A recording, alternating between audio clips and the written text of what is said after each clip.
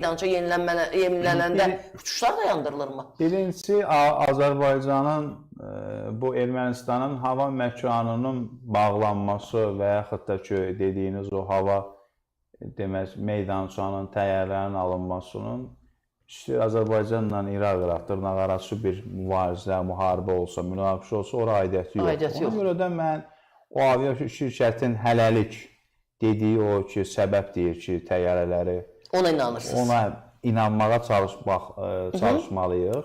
Bu belə. Bunun sabah bürsüyünə və yaxud da axşama çıxacaq. Amma mən sizə bir məsələ deyim. Siz dediniz ki, kaliber az, bu neçə vaxtdır bu məsələlər gedir ki, nə bilim, indi bizə tələbələrimiz də sual verir. Aprel ayında müharibə olacaq, gözlənilir. Nə belə bir fikirlər bilir. Və ardınca da olsa bilənlər də bilirdi, Azərbaycan Ermənistan arasında qeyri-rəsmi diplomatik danışıqlar davam edirdi. Və hər iki tərəfdən çox xoş fikirlər bildirildi. Və mənə ən çox bilmirəm, jurnalist kimi baxmısınız, baxmamışsınız, müzakirə etməmişsiniz. Paşinyanın jurnalistlərlə Yerevanda yaxşı bir mətbuat müsahibəsi olmuşdu. Türkiyə-Ermənistan münasibətləri. Bəli, 2 gün Türkiyəli jurnalistlər gəlmişdilər. Jurnalistlər gəlmişdilər, Türkiyəyə təriflər deyildi və s. Ardınca qlobal fonda Ceyhun Bayramov cənablı Azərbaycanın Xarici İşlər naziri dedi ki, hazırdır və qarşı tərəfdə təsdiqlədi. Amma Mirzoyan dedi ki, əlbəttə bütün diplomatik danışıqlarımız var, amma müəyyən anlaşılmamazlıqlarımız hələ qalıb.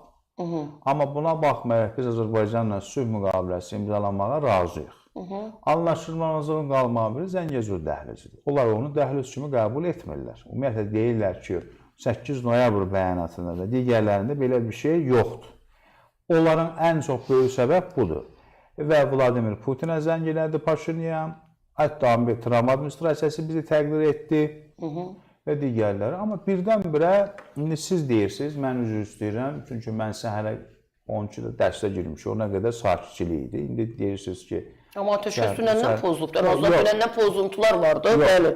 Dünəndən pozuntular heç, yəni bu hava məkanı məsələsi bağlamanız adı digərləri də ki, yəni belə bir şey olur və indi oxudunuz ki, Ermənistanda ehtiyat səfərbərlik əsas. Mənə elə gəlir ki, bu bizdə də olur. Aprel ayında müəyyən ehtiyat səfərbərlik tədbirləri keçirilir ona görə.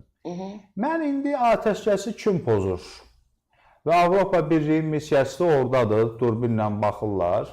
Mənə elə gəlir ki, Rusiya Federasiyası yenə bu atəşkəsin pozulmasında və yaxud da bu sülh müqaviləsi olsa, bu sülh müqaviləsinin imzalanmamasında ən böyük əngəllərdən biri Rusiya Federasiyasıdır.